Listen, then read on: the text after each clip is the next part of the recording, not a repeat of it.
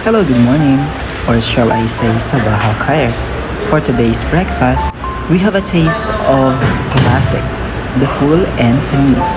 Look at that full. It was slowly cooked, faba beans, seasoned with cumins, garlic, and other ingredients.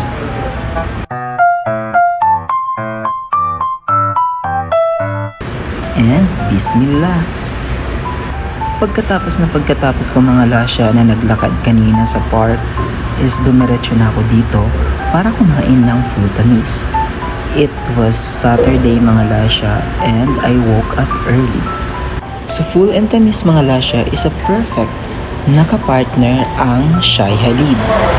Ay ang Shai Halib nga pala dito mga lasya na tinutukoy ko is yung milk tea, hot milk tea. Hay, naku talaga, diet. Mahirap talagang mag-diet. So, biruon nyo yun mga lasya. Kanina is naglakad ako ng 10,000 steps ako. Tapos ngayon, kumain din ako ng isang malaking tamis. Pero okay lang mga lasya dahil hindi natin tinitipid ang ating sarili. Baka kakadiet natin ay pumanaw tayo ng maaga. So yan, may palemon sina Mayor, nilagyan natin ang ating full. Isa rin pala ito mga lasya sa nagbibigay ng lasa sa ating full.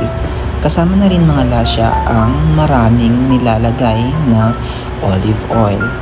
Yan. Masarap yan actually mga lasya. The full is very creamy and tangy mga lasya. Samahan mo pa mga lasya ng perfect na fresh baked na tamis. Wow. So, nilagyan natin ng olive oil mga lasya. So, there's no worry mga lasya dahil kung i-review natin, ang olive oil naman ay isa sa mga healthiest na oil. So, kahit marami ang nilagay natin mga lasya is no worries naman.